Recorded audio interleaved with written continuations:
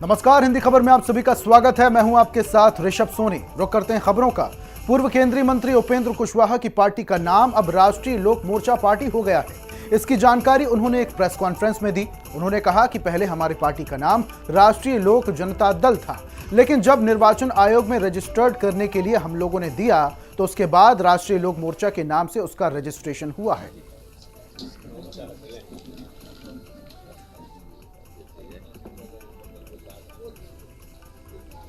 है कि इस 30 दिन के अंदर किसी को भी ऑब्जेक्शन देना हो तो ऑब्जेक्शन दे सकता है। इस प्रोसेस में समय लगा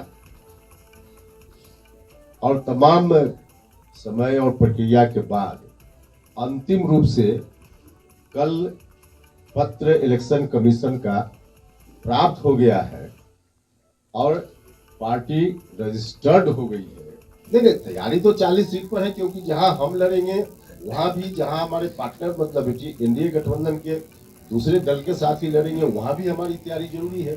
तैयारी तो सब जगह है।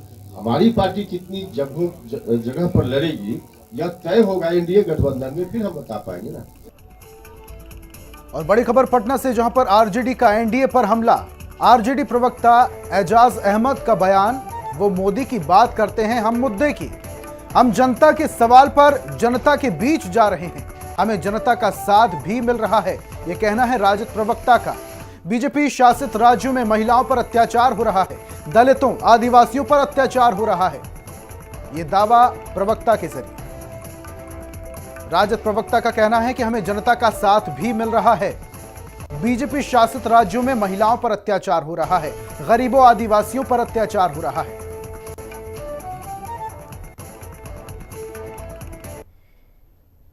देखिए, इंडिया गठबंधन पूरी मजबूती के साथ अपने संकल्पों को लेकर के आगे बढ़ रही है। वो मोदी की बात करते हैं, हम मुद्दे की बात करते हैं। हम जनता के सवाल पर जनता के बीच में जा रहे हैं, जनता का समर्थन मिल रहा है।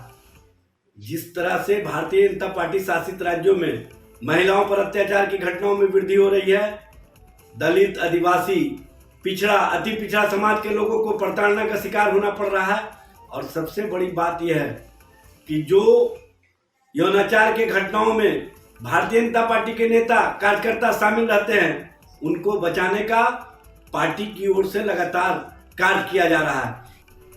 सासाराम के मंडल कारा में रविवार को छापेमारी की गई। रोहतास के डीएम नवीन कुमार और एसपी विनीत कुमार ने संयुक्त रूप से छापेमारी की, जिसमें ज्यादा तो कुछ नहीं मिला, लेकिन कुछ कैदियों के पास से तंबाकू बरामद हुआ है। इसके बाद डीएम ने मामले में सनहा दर्ज करने का निर्देश दिया है। छापेमारी में अन्य पदाधिकारी भी मौजूद रहे।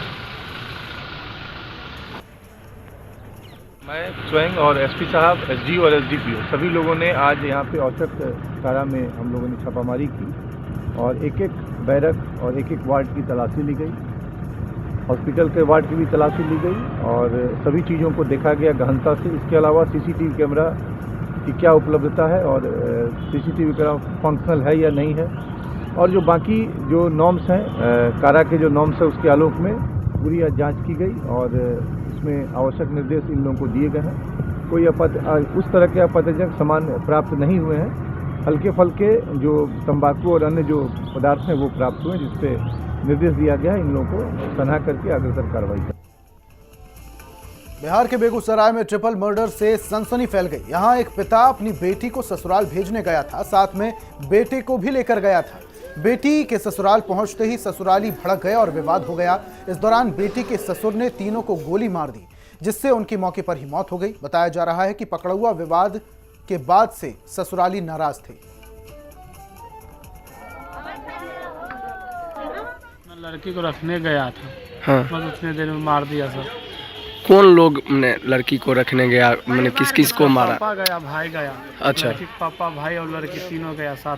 हाँ। उसके घर लड़का घर पापा और लड़का का भाई तीनों मिलकर उसको कुटुंब सब मिल के सब मारना स्टार्ट कर दी।